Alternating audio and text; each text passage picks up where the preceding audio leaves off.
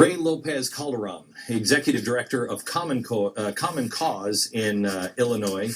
Ray, I have to ask you because I don't know Common Cause. Is that a lefty thing too, or? We're sort of a middle ground thing, and we've got a long history, but we were founded by John Gardner, who was a moderate Republican. Okay. And I don't say that with anything other than I wish conservatives that truly care about the Constitution, that's what the Tea Party is all about. We care about the constitutional rights, and yet it seems as though many people on the left are the first ones always to these horrible crimes against the Constitution, and we have to forget our partisan politics and just stand together on what is a growing problem in the United States. Let me first talk to you a little bit about Holman Square. Anything that we've missed here that you want to add? It broke up there a bit. Can you hear me okay? Yeah. Is there anything that I missed that you want to add on Holman Square before I change topics a bit with you? Yeah, I just want to say that this sort of gross misconduct by police in sort of violating our Fifth, Sixth, probably even Eighth Amendments, it's just unheard of. I see this kind of thing like in maybe I would think of like Latin America or something like that, where you've got paramilitaries doing this kind of thing. But this is insane. I do want to say though that our members, Common Cause, whether they're our more left leaning members in Chicago or our Tea Party members in Georgia, pretty much all agree on this issue: that the Constitution is sacred and we need to do something about it. That is exactly the way. That's where we need to be on this. I'm concerned about. I have a house in a little teeny town, and it's out in the middle of nowhere. It's a farming community, and they just got an MRAP. And I said to the sheriff, "What are you gonna do with the MRAP?" Well, we have it in case we need to serve a warrant. To who? Charlie Manson or Osama bin Laden?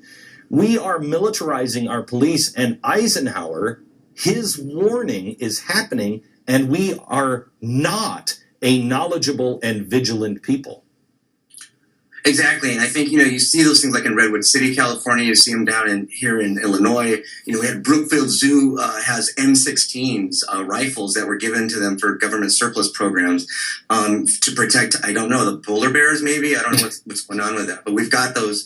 We've got that happening. And Eisenhower was certainly prescient about all of these things. I want to say that the Founding Fathers were pretty smart about this too, because if anybody knew something about police forces, it was the Founding Fathers. They saw the King's soldiers, and this is kind of where we're going. So what do we do to stop it, Ray? So there's a couple of things. I think one of the things we have to look at is why is the military-industrial complex sort of still going strong? You've got like Lockheed and other groups like posting billions and billions of dollars in profits, and when other companies maybe are even struggling.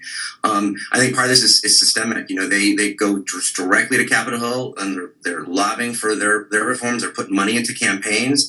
That's what Eisenhower was talking about. We had to pay attention to that. John Gardner founded this organization as a Republican because he felt that the entire country was starting to go down that road. And so we got to do something about these groups that have these secret meetings in Washington, and that's what's happening. I also think that so we have to do something about that kind of relationship between defense contractors producing small diameter mines like that nobody's buying because we're drawing down on our troops. But why are we doing this? So we can funnel them into free programs for places like Redwood City, California that don't need them. And so we have to do something about that. And then we also have to just really, I think people have to double down and say, you know what, this is my country. This is the United States of America. This is not, a cartel-ridden town in southern Mexico where we need paramilitary goonery. Our liberties are at stake here, and we have to do something about that. And I think people need to get out. They need to vote. They need to knock on doors. They need to call their congressman, and they need to say this has got to stop. And certainly here in Chicago, where I'm from, we've got to do something about this, and we got to go straight to the mayor's office, and we got to put pressure on this because Have you talked to Rahm Emanuel? You would think that this would be at least a question in the mayoral race.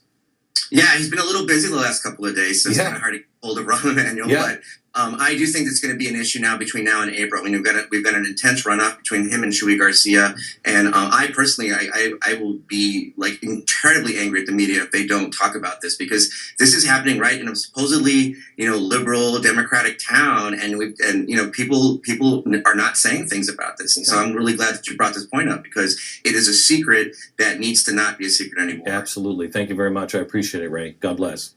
Thank you. You bet. Back in a minute. Tomorrow on the Glenn Beck program.